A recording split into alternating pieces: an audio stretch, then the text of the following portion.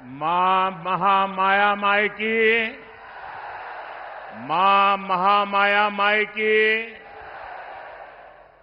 हमर बहिनी भाई दद्दा और जम्मू संगवारी मनला मोर जय जोहार। भाजपा ने जब मुझे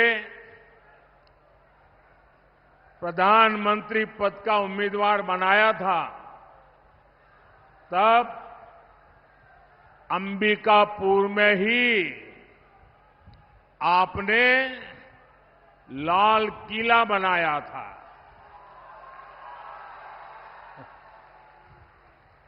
और जो कांग्रेस का इकोसिस्टम है, आए दिन मोदी पर हमला करने के लिए जगह ढूंढते रहते हैं। उस पूरी टोली ने उस समय मुझ पर बहुत हमला बोल दिया था कि ये लाल किला कैसे बनाया जा सकता है, अभी तो प्रधानमंत्री का चुनाव बाकी है और ये लाल किले का दृश्य बना करके वहां से सभा कर रहे, कैसा करते, यानी तूफान मचा दिया था। बात का बवंडर बना दिया था। लेकिन आपकी सोच से वही मोदी लाल किले पर पहुंचा और राष्ट्र के नाम संदेश दिया।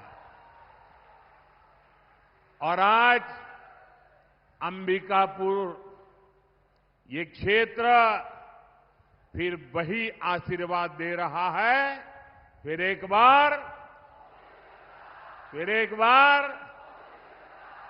बार साथियों, कुछ महीने पहले मैंने आपसे छत्तीसगढ़ से कांग्रेस का भ्रष्टाचारी पंजा हटाने के लिए आशीर्वाद मांगा था। आपने मेरी बात का मान रखा और इस भ्रष्टाचारी पंजे को साफ कर दिया। और आज देखिए, आप सबके आशीर्वाद से सरगुजा की संतान, आदिवासी समाज की संतान आज छत्तीसगढ़ का मुख्यमंत्री के रूप में छत्तीसगढ़ के सपनों को साकार कर रहा है। और मेरे अनन्य साथी भाई विष्णु जी विकास के लिए बहुत तेजी से काम कर रहे हैं। आप देखिए, अभी कोई ज्यादा समय नहीं हुआ है, बहुत कम समय हुआ है, लेकिन इन्होंने इतने कम समय में रॉकेट की गति से सरकार चलाई है। धान किसानों को दी गारंटी, पूरी कर दी। अब तेंदुपत्ता संग्राहकों को भी ज्यादा पैसा मिल रहा है। तेंदुपत्ता खरीद भी तेजी से हो रही है। यहां की माताओं बहनों को महतारी वंदन योजना से भी लाभ हुआ है। छत्तीसगढ़ में जिस तरह कांग्रेस के घोटालेबाजों पर एक्शन हो रहा है, ये पूरा देश देख रहा है। साथियों, मैं आज आपसे विकसित भारत, विकसित छत्तीसगढ़ के लिए आशीर्वाद मांगने के लिए आया हूं।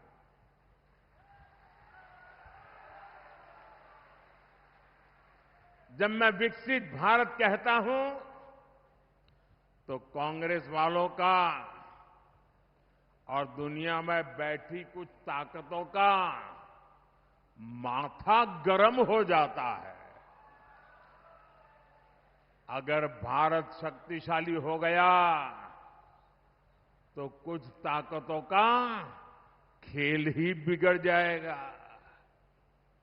आज अगर भारत आत्मनिर्भर बन गया तो कुछ ताकतों की दुकान बंद हो जाएगी। इसलिए वो भारत में कांग्रेस और इंडी गठबंधन की कमजोर सरकार चाहते हैं।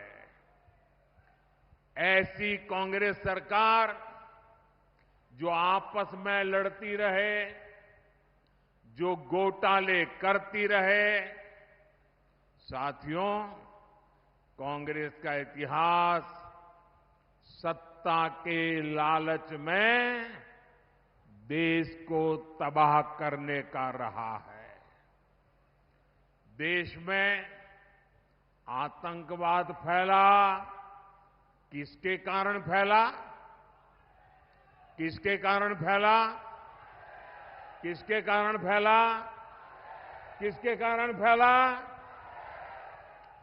देश में नक्सलवाद बढ़ा, किसके कारण बढ़ा? किसके कारण बढ़ा? साथियों, कांग्रेस का कुशासन और लापरवाही यही कारण है कि देश बर्बाद होता गया। आज भाजपा सरकार आतंकवाद और नक्सलवाद के विरुद्ध कड़ी कार्रवाई कर रही है, लेकिन कांग्रेस क्या कर रही है?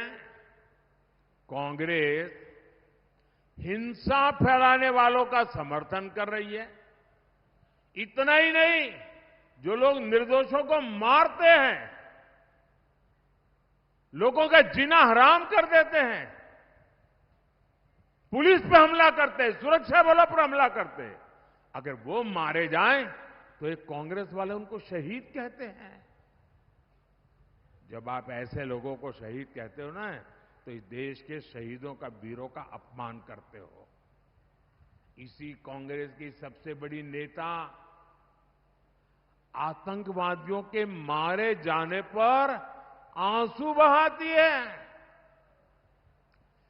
ऐसी ही करतूतों के कारण कांग्रेस देश का भरोसा खो चुकी है।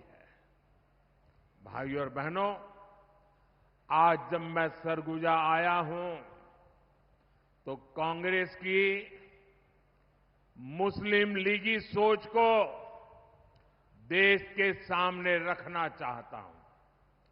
और जब उनका मैनिफेस्टो आया, उसी दिन मैंने कह दिया था, आज नहीं कह रहा हूं, उसी दिन कहा था कि कांग्रेस का मैनिफेस्टो पर मुस्लिम लीग की छाप है।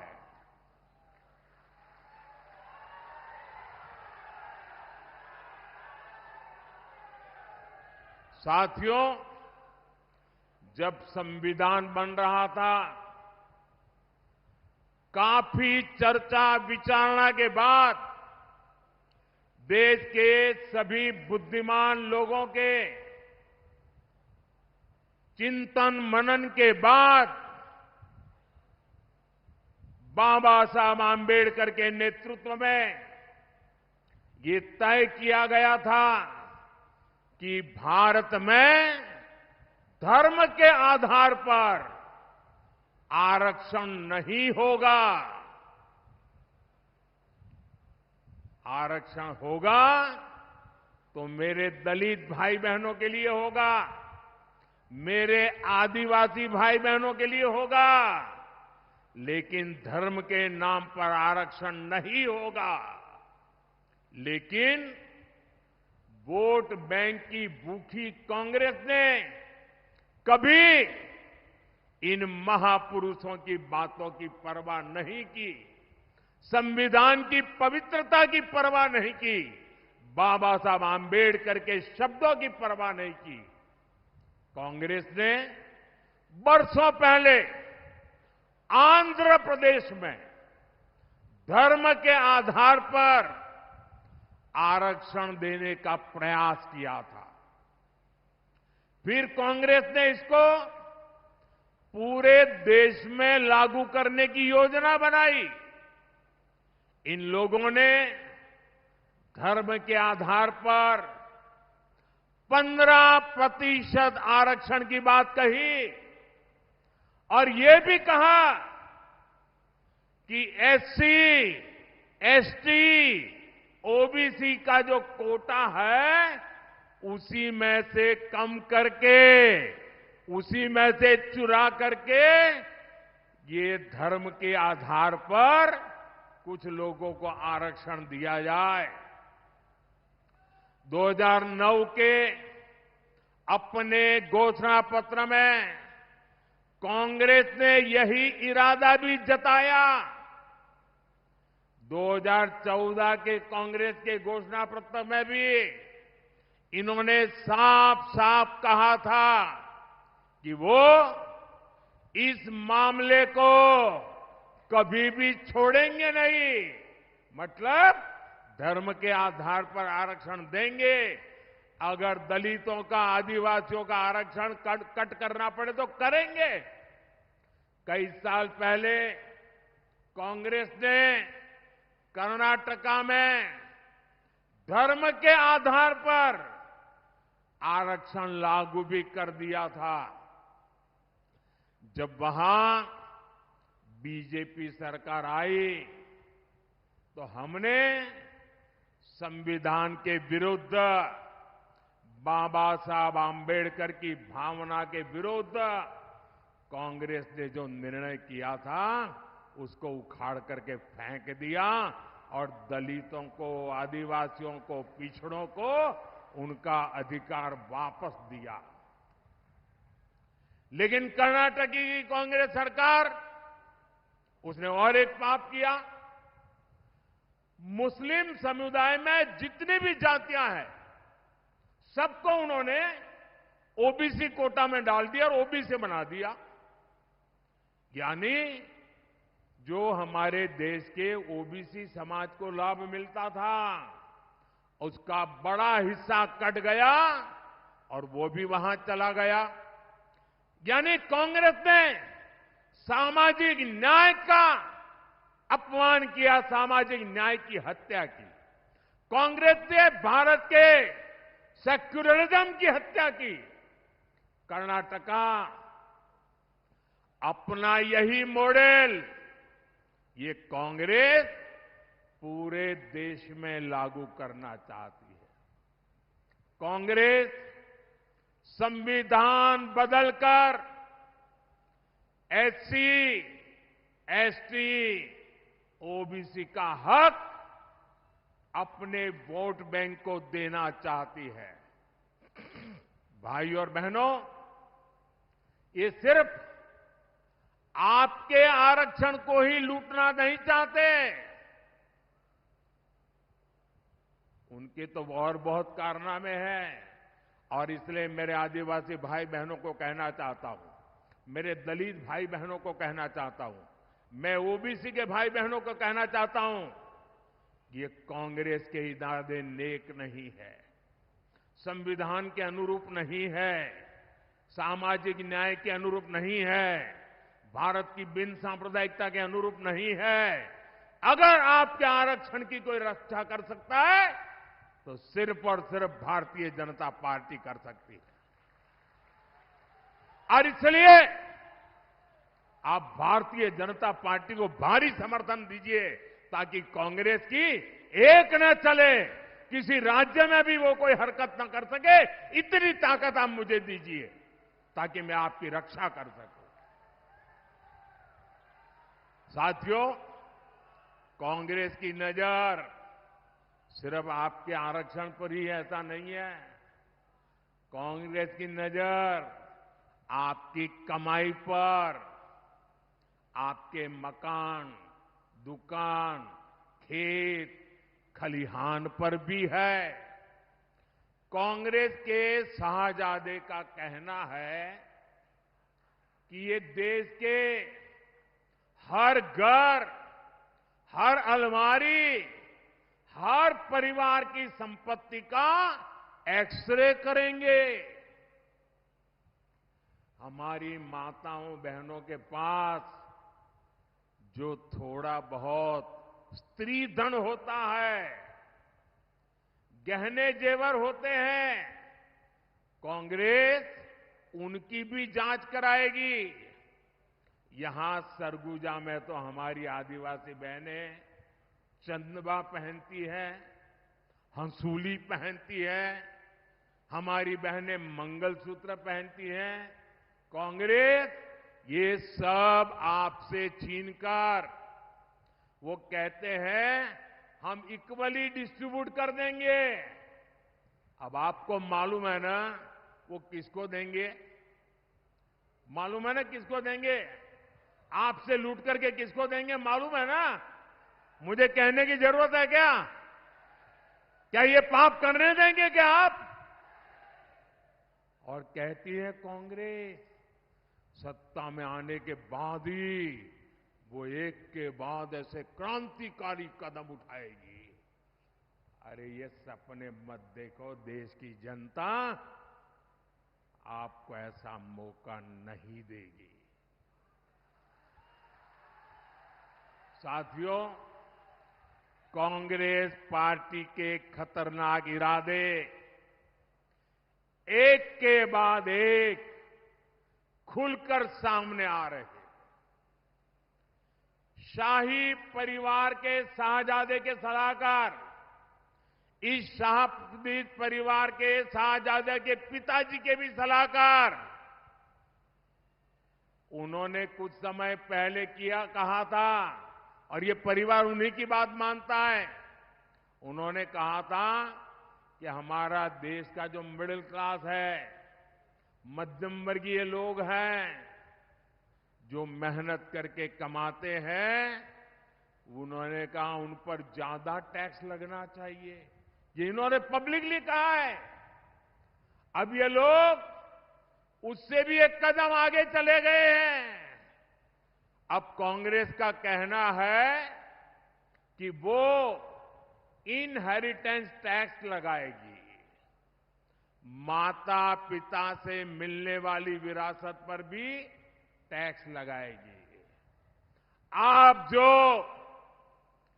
अपनी मेहनत से संपत्ति जुटाते हैं, वो आपके बच्चों को नहीं मिलेगी, बल्कि कांग्रेस सरकार का पंजा उसे भी आपसे छीन लेगा।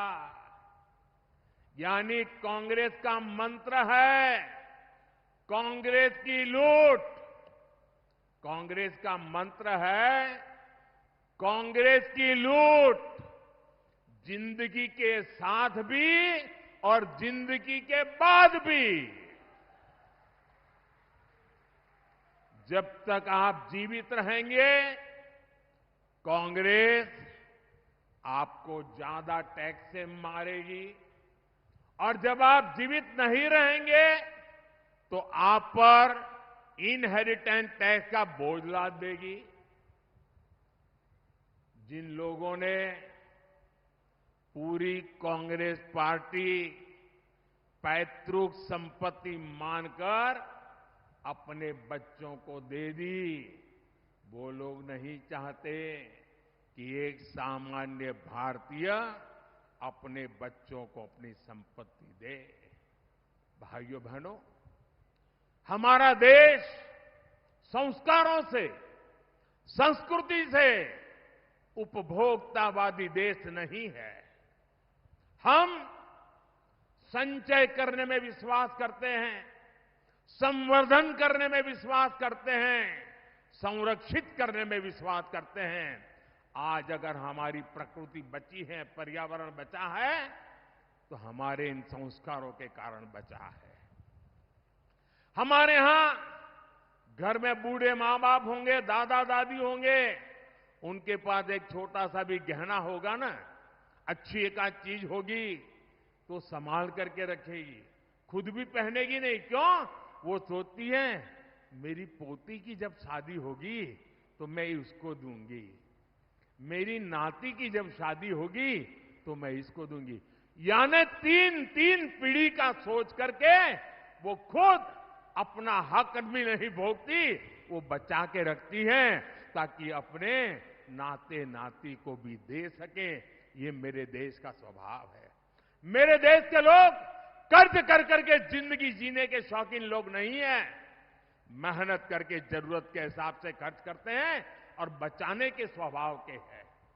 ये भारत के मूलभूत चिंतन पर, भारत के मूलभूत संस्कार पर ये कांग्रेस पार्टी कड़ा प्रहार करने जा रही है। और उन्होंने कल ये बयान क्यों दिया है, इसका कारण है, एक तो ये सोच उनकी बहुत पुरानी है। आप पुरानी चीजें खोजोगे ना, और ये जो लोग फैक्ट चेक वाले जो है ना, मोदी की बाल की खाल उधेड़ने में लगे रहते हैं, जरा कांग्रेस की हर चीज देखिए, आपको हर चीज में ये बू आएगी। मोदी के बाल की खाल उधेड़ने में टाइम खराब मत करो। लेकिन मैं कहना चाहता हूं, ये कल तूफान इनके यहां क्यों मच गया, जब मैंने कहा कि अर्बन नक्सल, शहरी माओवादियों ने कांग्रेस पर कब्जा कर लिया है। तो उनको लगा कि कुछ अमेरिका को खुश करने के लिए भी कहना चाहिए। ये मोदी ने इतना बड़ा आरोप लगाया, तो बैलेंस करने के लिए वो उधर की तरफ मुड़ने का नाटक कर रहे हैं। लेकिन वो आपकी संपत्ति को लूटना चाहते हैं। आपके संतानों का हक आज ही लूट लेना चाहते हैं। क्या आपको ये मंजूर है? ये आपको मंजूर है? जरा पूरी ताकत से बताइए, उनके कान पे सुनाई दे। ये मंजूर है? देश से चलने देगा? आपको लूटने देगा? आपके बच्चों की संपत्ति लूटने देगा? साथियों, जितने साल देश में कांग्रेस की सरकार रही, आपका हक का पैसा लूटा जाता रहा। लेकिन भाजपा सरकार आने के बाद अब आपके हक का पैसा आप लोगों पर खर्च हो रहा है। इस पैसे से छत्तीसगढ़ के करीब 13 लाख परिवारों को पक्के घर मिले। इसी पैसे से यहां लाखों परिवारों को मुफ्त राशन मिल रहा है। इसी पैसे से 5 लाख रुपए तक का मुफ्त इलाज मिल रहा है। मोदी ने ये भी गारंटी दी है कि 4 जून के बाद छत्तीसगढ़ के हर परिवार में जो बुजुर्ग माता पिता है, जिनकी आयु 70 साल हो गई है, अब उनको मैं कहना चाहता हूं, आज अगर आप बीमार होते हैं तो आपके बेटे को खर्च करना पड़ता है, आपकी बेटी को खर्च करना पड़ता है। अगर 70 साल की उम्र हो गई है और आप बेटे पर बोझ नहीं बनना चाहते, तो ये मोदी आपका बेटा है। आपका इलाज मोदी करेगा। आपके इलाज का खर्च मोदी करेगा। सरगुजा के ही करीब 1 लाख किसानों के बैंक खाते में किसान निधि के 225 करोड़ रुपए जमा हो चुके हैं और ये आगे भी होते रहेंगे। साथियों, यहां सरगुजा में करीब 400 बसाहट ऐसी हैं जहां पहाड़ी कोरवा परिवार रहते हैं। पंडो, माझी, मझवार जैसी अनेक अति पिछड़ी जनजातियां यहां रहती है। छत्तीसगढ़ और दूसरे राज्यों में भी रहती है। हमने पहली बार ऐसी सभी जनजातियों के लिए 24,000 करोड़ रुपए की पीएम जनमन योजना भी बनाई है। इस योजना के तहत पक्के घर, बिजली, पानी, शिक्षा, स्वास्थ्य, कौशल विकास ऐसी सुविधाएं पिछड़ी जनजातियों के गांव तक पहुंचेगी। साथियों, 10 वर्षों में भांति भांति की चुनौतियों के बावजूद यहां रेल, सड़क, अस्पताल, मोबाइल टावर ऐसे अनेक काम हुए हैं। यहां एयरपोर्ट की बरसों पुरानी मांग पूरी की गई है। आपने देखा है, अंबिकापुर से दिल्ली के ट्रेन चली तो कितनी सुविधा हुई है। साथियों, 10 साल में गरीब कल्याण, आदिवासी कल्याण के लिए हमने इतना कुछ किया। लेकिन ये तो सिर्फ ट्रेलर है, ट्रेलर।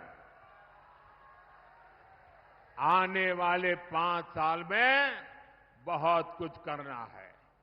सरगुजा तो स्वर्ग जा, यानी स्वर्ग की बेटी है। यहां प्राकृतिक सौंदर्य भी है, कला संस्कृति भी है, बड़े मंदिर भी है। हमें इस क्षेत्र को बहुत आगे लेकर जाना है और इसलिए आपको हर बूथ पर कमल खिलाना है। साथियों, 24 के इस चुनाव में आपके सेवक नरेंद्र मोदी को आपका आशीर्वाद चाहिए। मैं आपसे आशीर्वाद मांगने आया हूं। आपको केवल एक सांसद ही नहीं चुनना, बल्कि देश का उज्जवल भविष्य चुनना है। अपने आने वाली पीढ़ियों का भविष्य चुनना है। इसलिए राष्ट्र निर्माण का ये मौका बिल्कुल न गंवाएं। गर्मी हो, शादी ब्याह का अवसर हो, खेत में कोई काम निकला हो, रिश्तेदार के यहां जाने की जरूरत पड़ गई हो, इन सब के बावजूद भी मतदान के दिन कुछ समय ये आपके सेवक मोदी के लिए निकालिए। भारत के लोकतंत्र के निकालिए, भारत के उज्जवल भविष्य के लिए निकालिए, आपके बच्चों की गारंटी के लिए निकालिए और मतदान अवश्य करें। अपने बूथ में सारे रिकॉर्ड तोड़ने वाला मतदान हो, इसके लिए मैं आपसे प्रार्थना करता हूं और मेरा आग्रह है, पहले मतदान फिर जलपान। हर बूथ में मतदान का उत्सव होना चाहिए, लोकतंत्र का उत्सव होना चाहिए। गाजे बाजे के साथ लोकतंत्र जिंदाबाद, लोकतंत्र जिंदाबाद करते करते मतदान करना चाहिए।